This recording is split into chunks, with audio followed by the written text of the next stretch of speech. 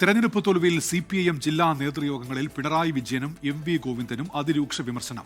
പിണറായിയെ പ്രതിപക്ഷ നേതാവാക്കിയത് നൂറ്റാണ്ടിലെ മണ്ടത്തരമെന്നും MV ഗോവിന്ദന്റെ ഓരോ പ്രതികരണത്തിലും ജനങ്ങൾ പാർട്ടിക്കെതിരാകുന്നുവെന്നും വിമർശനമുയർന്നു. ആഗോള അയ്യപ്പ സംഗമം അബദ്ധമായെന്ന് പത്തനംതിട്ട ജില്ലാ കമ്മിറ്റിയിൽ അംഗങ്ങൾ കുറ്റപ്പെടുത്തി.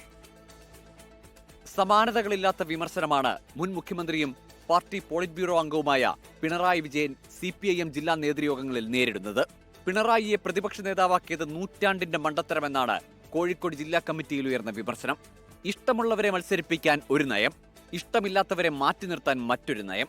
ഇടതുപക്ഷത്തിന്റെ അവസാന മുഖ്യമന്ത്രിയും പ്രതിപക്ഷ നേതാവും പിണറായി വിജയനായാൽ അതിശയപ്പെടാനില്ലെന്ന് കൊല്ലം ജില്ലാ കമ്മിറ്റിയിൽ കുറ്റപ്പെടുത്തൽ. തോൽവിയുടെ ആഘാതം കൂട്ടിയതിൽ പ്രധാന ഉത്തരവാദിത്തം പിണറായിക്കെന്ന് പാലക്കാട് ജില്ലാ കമ്മിറ്റിയിൽ നേതാക്കൾ കുറ്റപ്പെടുത്തി. AK ബാലനും വെള്ളാപ്പള്ളി നടേശനും ഒരേ ശബ്ദമെന്നും വിമർശനം.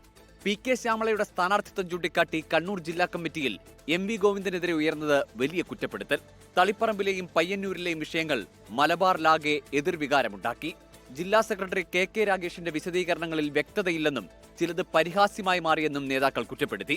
പിണറായി വിജയനെ പ്രതിപക്ഷ നേതാവാക്കിയ തീരുമാനം തിരുത്തണമെന്നും MV ഗോവിന്ദൻ സംസ്ഥാന സെക്രട്ടറി സ്ഥാനത്ത് നിന്ന് മാറി നിൽക്കണമെന്നും ജില്ലാ നേതൃയോഗങ്ങളിൽ അഭിപ്രായമുയർന്നു.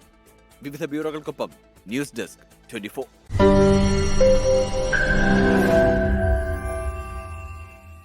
ലോകത്തെവിടെയായാലും ഏത് സമയത്തും 24 വാർത്തകളും ഓഗ്മെന്റഡ് റിയാലിറ്റി പാക്കേജുകളും എക്സ്പ്ലെയിനറുകളും വിശദമായി കാണാൻ ഞങ്ങളുടെ YouTube ചാനൽ നിങ്ങൾക്ക് സബ്സ്ക്രൈബ് ചെയ്യാം.